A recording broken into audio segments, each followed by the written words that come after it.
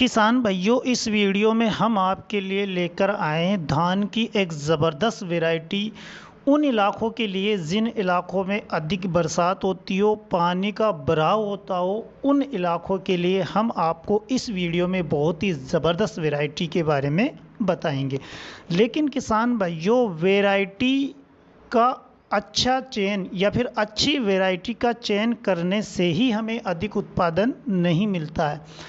कुछ सावधानियां भी हमें रखना होता है जिससे कि हमें उत्पादन अच्छा मिले, और अगर हम उन सावधानियों को रखते हैं तो निश्चित रूप से हमारी फसल में हमें डबल उत्पादन मिलता है। तो उन सावधानियों के बारे में पहले बात करते हैं। उससे पहले कि किसान भाइयों, जो किसान भाई हमारे चैनल पर पहली दफ़े विजिट कर रहे हैं या फिर पहली दफ़े हमारा वीडियो देख रहे हैं, उनसे मोस्ट रिक्वेस्ट है कि वो हमारे चैनल को सब्सक्राइब कर लीजिए, बेल आइकन को प्रेस कर दीजिए, जिससे क्या होगा कि जो हम अगली वीडियो बनाएंगे उसका नोटिफिकेशन सबसे पहले आपके पास आएगा और आपको खेती में एक अच्छा सक्सेस मिलेगा।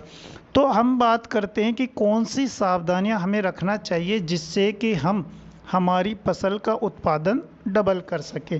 तो नंबर 1 पे किसान भाइयों, हमें हमारे खेत की तैयारी अच्छी तरह करना है, यानी पर्याप्त समय रखकर हमें हमारी खेत की तैयारी करना है।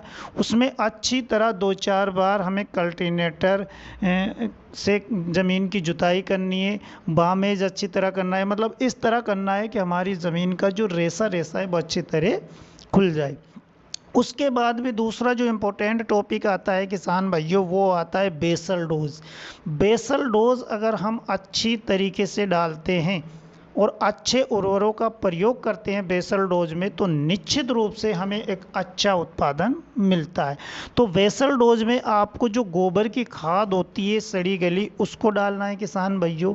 उसके बाद में उर्वरकों की बारी आती है। उर्वरकों में आपको 1 एकड़ के लिए 20 से 25 केजी डाई अमोनिया फास्फोरस यानी कि डीएपी डालना है, 20 केजी आपको पोटास डालना है, और किसान भाइयों कम से कम 15 से 20 केजी आपको यूरिया यानी कि नाइट्रोजन डालना है बेसल डोज में। अगर आप ये बेसल डोज के रूप में डालते हैं तो निश्चित रूप से आपको उत्पादन अधिक मिलेगा। उसके बाद में आती है किसान भाइयों देख रेख की बात। अगर हम हमारी फसल की अच्छी तरह देख रेख करते हैं, समय समय पर उर्वरकों का प्रयोग करते हैं, अगर हमारी फसल में किसी प्रकार का कीट या फिर फंगस लगा हुआ है उसका समय पर इलाज करते हैं, सही तरीके से शेड्यूल से सिंचाई करते हैं, तो निश्चित रूप से आपको अपनी फसल में डबल उत्पादन लेने से कोई नहीं रोक सकता। तो ये थी किसान भाइयों कुछ सावधानियां जो अगर आप रखते हो तो निश्चित रूप से आपको डबल उत्पादन मिलेगा। इस वीडियो में हम बात कर रहे हैं उन इलाकों की टॉप धान की वैरायटी की जिन इलाकों में बरसात अधिक होती है, पानी का जमाव होता है।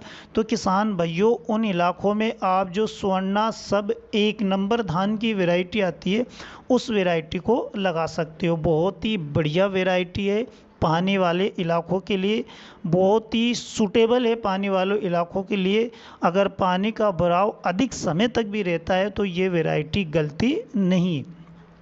अब हम बात करते हैं इस वैरायटी की कुछ खासियतों के बारे में किसान भाइयों। खासियत आप अच्छी तरह से जान ले जिससे कि आपको ये चयन करने में सुविधा हो कि ये वैरायटी हमारे लिए सूटेबल है या फिर नहीं है, या फिर हमें ये वैरायटी लगाना चाहिए या फिर नहीं लगाना चाहिए। तो धान की इस किस्म की लंबाई की अगर हम बात करें किसान भाइयों, तो 105 से 110 सेंटीमीटर तक इसकी लंबाई होती है, मतलब एक मध्यम लंबाई की होती है, जिससे क्या होगा कि जो विपरीत समय में भी जो गिरने की समस्या आती है वो बहुत ही कम इसमें देखने को मिलती है। इस किस्म की सीधी बुआई करने पर आप 140 दिनों में, रुपाई करने पर 145 दिनों में ये पककर तैयार हो जाती है। और दोनों तरीके से आप इस किस्म की को लगा सकते हो, यानी नर्सरी भी बना सकते हो इसकी और सीधी रुपाई भी कर सकते हो। अगर आप नर्सरी बनाते हो तो 21 दिन में आपको ट्रांसप्लांट करना है, और आप अगर सीधी रुपाई करना चाहते हैं तो वो भी आप कर सकते हो। इसका दाना मध्यम पतला तथा धान की ये किस्म 4.5 से 5.5 टन प्रति हेक्टेयर के हिसाब से आपको उत्पादन निकाल कर देती है अगर आप इसकी अच्छी तरह देखरेख करते हो। जैसे कि हमने बताया वीडियो के शुरू में, अगर आप उन टॉपिकों पर ध्यान देते हो, समय पर बुआई करते हो, वेसल डोज में उर्वरकों का उपयोग सही शेड्यूल से करते हो, तो किसानों ने इसका उत्पादन इससे ज़्यादा भी लिया है। तो आप इस उत्पादन को बढ़ा भी सकते हो अपनी सूझबूझ के साथ।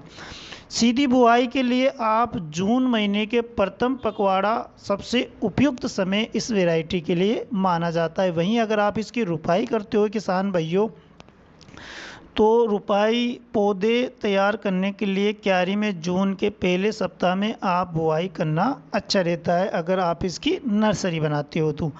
अगर किसान भाइयों हम बात करें कि आपको कितने बीज की रिक्वायरमेंट रहती है नर्सरी बनाने के लिए, तो 4 से 5 केजी बीज की रिक्वायरमेंट रहेगी नर्सरी बनाने के लिए। और अगर आप सीधी रुपाई करते हो तो 8 से 10 केजी बीज की रिक्वायरमेंट रहेगी प्रति एकड़ के हिसाब से।